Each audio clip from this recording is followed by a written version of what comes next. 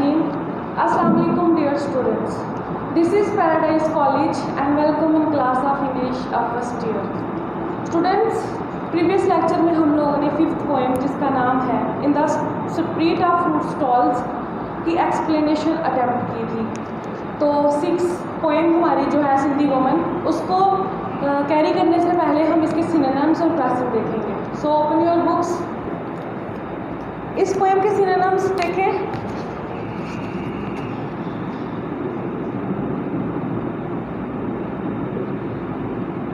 बच्चे विक्स बोलते हैं लाइट को, कैंडल को, लैंप को, balance, mean, poise, level. Next देखें पायरामिड. पायरामिड वर्ड है, इसका मतलब है conic, triangle shaped.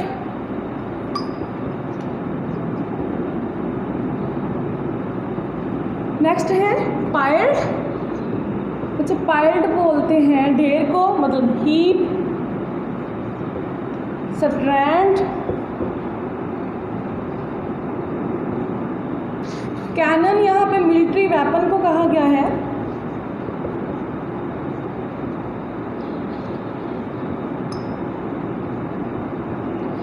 Balls, shells को कहा गया है.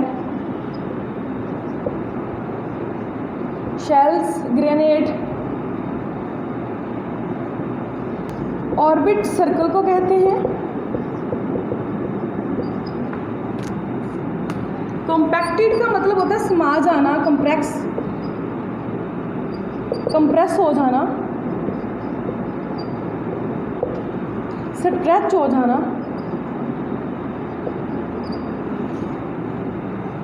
अच्छा, पिटेड कहते हैं आउटर स्किन को.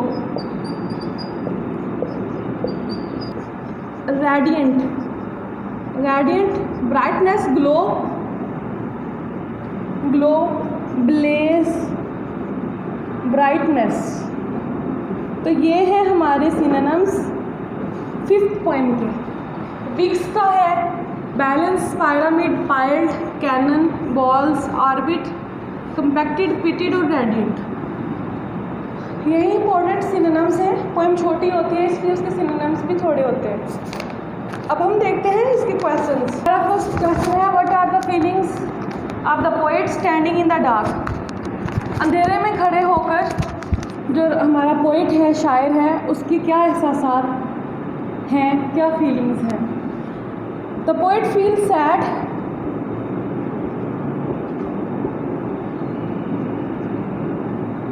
Because he faced the destruction of war like others.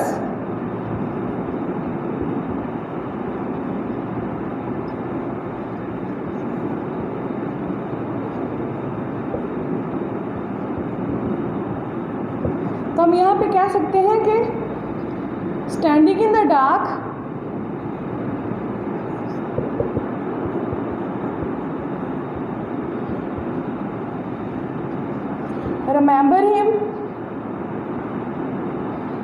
remembers him the dark period of war.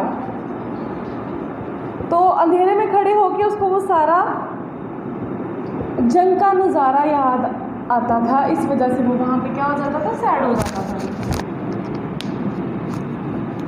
हमारा नेक्स्ट क्वेश्चन है why has poet used cannon balls to describe the fruits को describe करने के लिए, बयान करने के लिए राइटर ने कैनन बॉल्स का जो वर्ड है वो क्यों यूज़ किया. इन वर्ल्ड वार 2 हम कह सकते हैं कि जब वर्ल्ड वार 2 हुई, when Germany attacked British countries, they arranged their weapons in pyramid piles.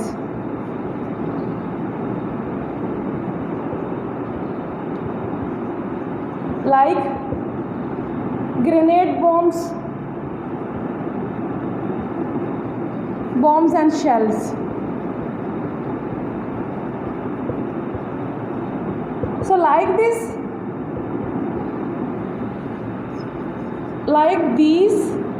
the fruits are also arranged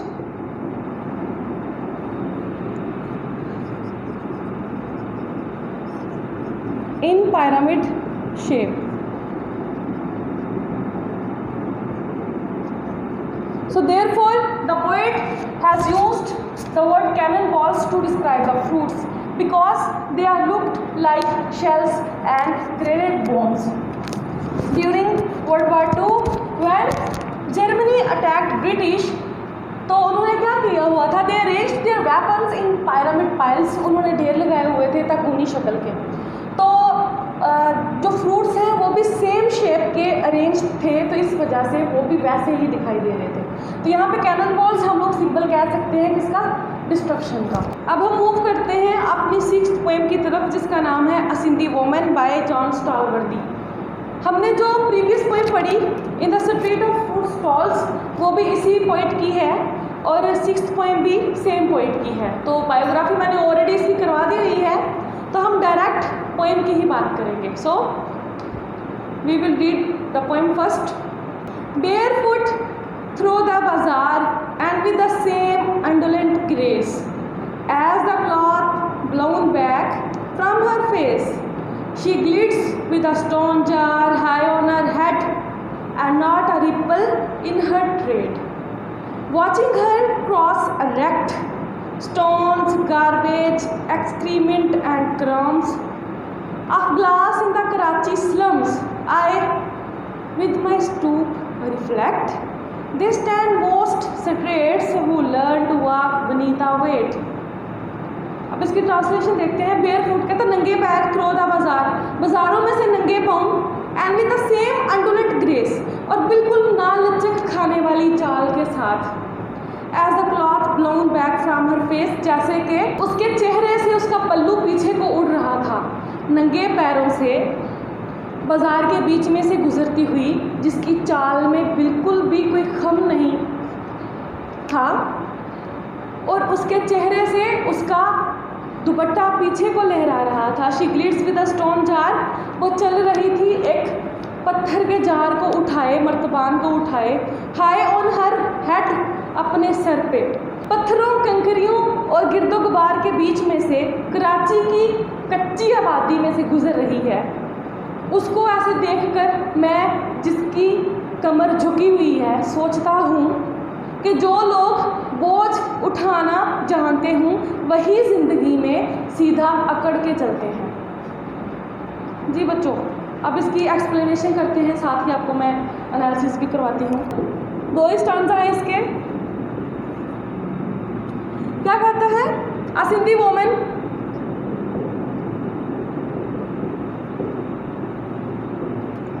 walks with barefoot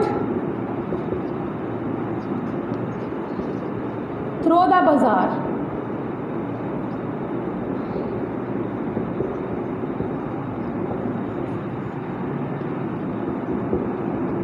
Her tread is steady and smooth. Even she has a stone jar on her head। ये है इसकी paraphrase. तो अब आप सोच रहे होंगे कि हमारा जो पोइट है जॉन स्टॉलवर्दी, वो तो एक ब्रिटिश पोइट है, तो वो सिंधी वुमन के बारे में क्यों लिख रहा है? तो बच्चे, इंटरेस्टिंग बात ये है कि हमारा ये जो पोइट है ये वेरियस टाइप ऑफ कल्चर्स और लिटरेचर पे स्टडी कर चुका है। ठीक है, तो इसको जो इसका जो फेवरेट कल्चर था वो था सिंधी कल्चर। इसको सिंधी कल्चर बहुत पसंद आया था, स्पेशली वहाँ की स्टडी वेमेन मतलब वहाँ की काम काज करने वाली औरतें। वो बहुत हैरान हुआ ये देखकर कि ज़्यादातर वहाँ पे जो काम है वो औरतें संभालती हैं, घर भी संभालती हैं, बाहर से पानी वगैरह भी लेके आती हैं। तो तो इसने ये इस कंक्लूजन पे पहुंचा कि जो हमारी वेस्टर्न वेमेन है वो इनके आगे कुछ भी नहीं है। वो प्रेफर करता था इन सिंधी वेमेन को किस पे, अपनी वेस्टर्न वेमेन पे। तो इसने ये सारा जो कल्चर है वो रीड किया, इसने इंडियन कल्चर भी रीड किया, इसने अफ्रीकन कल्चर रीड किया, बहुत सारे कल्चर्स रीड किए। तो मोस्ट फेवरेट इसका जो कल्चर था वो था सिंधी कल्चर, वहाँ की ड्रेसिंग, वहाँ की स्पेशली स्टडी वोमन। तो इस वजह से इसने ये पोएम लिखी। तो इसमें वो जो क्या बताया गया है, ब्रेवरी बताई गई है, इसके एनालिसिस में हम देखते हैं। पावर ऑफ वुमेन बताई गई है।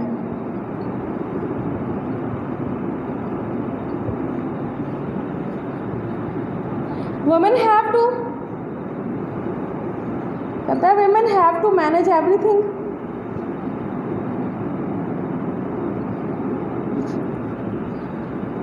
देयर ऑल वर्क्स, वो खुद अपने सारे काम मैनेज करती हैं, सब कुछ संभालती हैं। तो ये पोएम बेसिकली एट्रीब्यूट है किसको, सिंधी वेमेन को,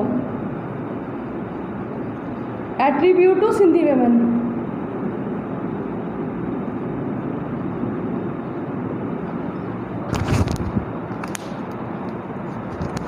स्पेशली सिंधी वुमेन ही क्यों, क्योंकि बच्चों वो एक बैकवर्ड एरिया है, वहाँ पे बहुत ज़्यादा डेवलपमेंट नहीं है,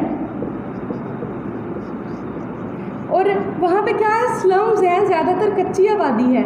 इसके बावजूद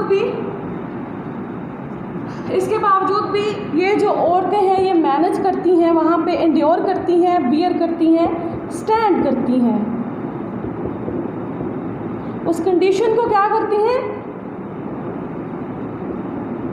ये फेस करती हैं। इनकी फिजिकल स्ट्रेंथ बताई गई है कि वो जब काम करती हैं तो स्ट्रॉन्ग वेमेन का रोल प्ले करती हैं। इसी वजह से बड़े बड़े जो जार है पानी के मर्तबान वो उठा के कई माइल्स, सेवरल माइल्स जो हैं वो अपना रास्ता तय करती हैं और फिर घर पानी लेके आती हैं। तो इस तरह से वो क्या, एक तरह की ये क्या हो जाती है, उनकी फिजिकल स्ट्रॉन्गनेस में उनका क्या हो जाता है, इंक्रीज़ हो जाती है, उनकी फिजिकल स्ट्रॉन्गनेस इंक्रीज़ हो जाती है। तो इस वजह से वो क्या रहा है कि उनकी चाल में कोई खम नहीं है, वो बिल्कुल सीधी चल रही है, अपने सर पे किसी तरह का कोई बर्डन फील नहीं कर रही है। तो वेमेन जो रिस्पॉन्सिबल, जिनको हम लोग कहते हैं थ्रिफ्टी वेमेन, इनको हम क्या कहते हैं बेसिकली, थ्रिफ्टी वेमेन ऐसी औरतें जो रिस्पॉन्सिबल होती हैं फॉर देयर फैमिली, अपनी फैमिली की रिस्पॉन्सिबल होती हैं, जिन्होंने सारी रिस्पॉन्सिबिलिटी उठाई होती है। तो वो फिर अपने सर पे ऐसा बर्डन फील नहीं करती हैं, वो इसको ऐसा रिस्पॉन्सिबिलिटी समझ के क्या करती हैं, फेस करती हैं। सेकंड स्टैंजा देखें, इसमें वो क्या कहता है, कहता है वाचिंग हर क्लास रेक्ट। यहाँ पे विजिलेंट एंड स्ट्रॉन्ग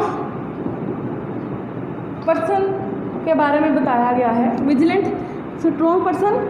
तो जब एक पर्सन उसको देखता है, वॉच करता है, तो वो हैरान होता है। आइडल पर्सन क्या करता है, वंडर्स होता है कि how she bears the weight on her head, कि उसने अपने सर पे ये जो वेट उठाया हुआ है वो कैसे उसको बैलेंस किया हुआ है, तो वो हैरान होता है। तो वो आइडल पर्सन बेसिकली कौन है यहाँ पे, वो आइडल हमारा पोएट है बजाते खुद, जो बीच में अपनी रिफ्लेक्शन दे रहा है कि मैं जब उसको देखता हूँ तो मैं सोचता हूँ कैसे अपने सर पे ये क्या करती है, वज़न फील करती है। कहता है I have a stoop, poet यहाँ पे हम कह सकते हैं poet has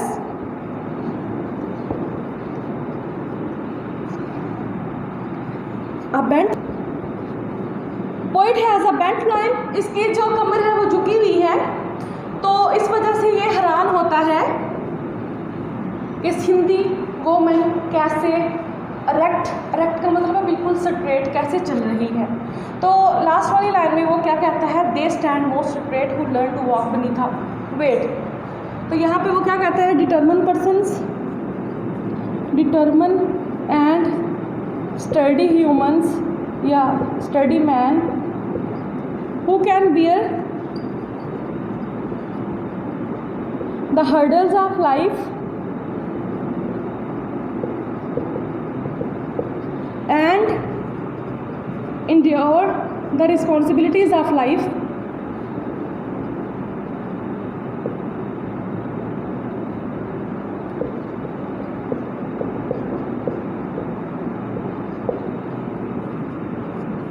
he is most vigilant man,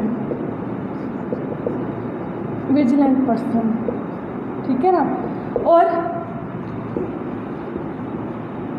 वो बंदे who has to sit all time, he has bent line, उनकी कमर क्या है, झुकी हुई है, उसकी कमर क्या है, झुकी हुई है। तो जो लोग रिस्पॉन्सिबिलिटीज़ को हैंडल करना जानते हैं, जो बोझ उठाना जानते हैं, वही क्या करते हैं, स्ट्रेट चलते हैं, वही झुकते नहीं हैं। तो इसका मतलब क्या है कि वही लोग डिटर्मन होते हैं, वही लोग विक्टर होते हैं, ठीक है। राइमिंग स्कीम देखते हैं इनकी। फर्स्ट वाले स्टैंजा की देखें, बाजार ए, ग्रेस बी, क्योंकि ये ए के साथ नहीं मैच हो रही, फेस और ग्रेस ये दोनों आपस में मैच हो रहे हैं तो ये भी बी हो गया। जार और बाजार आपस में मिल रहे हैं तो ये भी ए हो गया। हेड और ट्रेड ये दोनों आपस में मिल रहे हैं तो लास्ट पे क्या हो गया, सी और सी। हमारे यहाँ पे एक स्टांजा में 6 लाइन्स हैं। राइमिंग स्कीम हमारी बनती है A B B A C C. Second वाले की भी देखें, ऐसे ही होगी कुछ, erect A, crumbs B, slums B, reflect A, straight और वेट सी और सी। तो बच्चों दोनों की राइमिंग स्कीम सेम है। तो ये थी हमारी एक्सप्लेनेशन किसकी, सिंधी वुमेन की। अब एक लेक्चर में आपको इन 6 पोएम्स की मैं सारी कोटेशंस करवाऊंगी, जो कोटेशंस आप इनकी एक्सप्लेनेशन में ऐड करेंगे पेपर में। तो अब हम इसके सिनोनिम्स और क्वेश्चन देखते हैं। अंडोलेंट,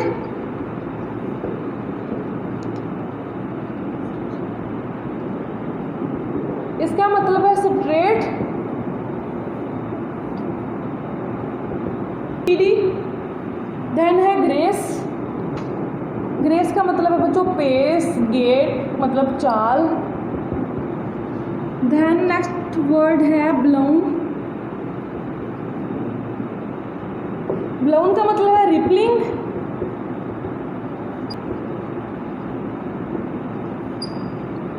उसके बाद है ग्लिट्स, ग्लिट्स का मतलब है बियर या फिर हैव।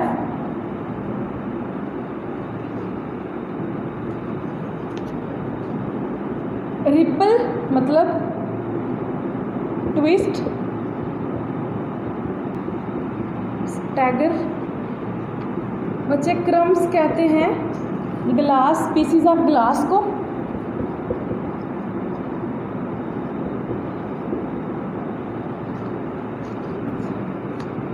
एक्सक्रीमेंट, वेस्टेज, एक्सक्रीशन, बीनीथ, इसका मतलब है बिलो, अंडरनीथ। तो बच्चों ये है हमारे सिनोनिम्स। अब हम देखते हैं इसके क्वेश्चंस। तो सिंधी वुमेन किसकी अलामत है, ब्रेवरी की, डिटर्मिनेशन की,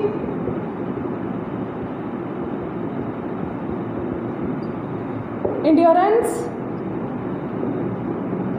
of responsibilities,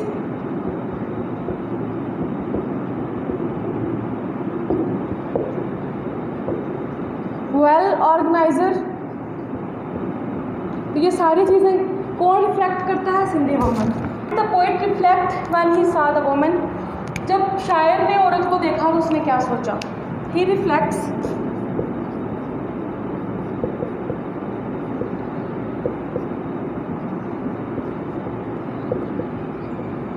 they are are the brave persons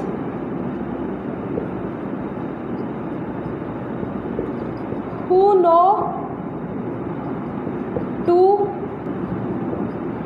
know to walk straight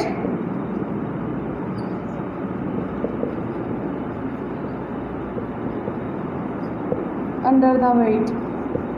शायर ने सोचा कि वही लोग ज़्यादा बहादुर होते हैं, डिटर्मिन होते हैं, जो कि कोई बोझ उठा के स्ट्रेट चलते हैं, मतलब जो लाइफ को मैनेज करके आगे बढ़ते हैं। पॉइंट्स हमारी कंप्लीट हो गई हैं। नेक्स्ट हम इसकी कोटेशंस वगैरह देखेंगे। तो आज के लिए इतना ही। अल्लाह हाफिज़, टेक केयर।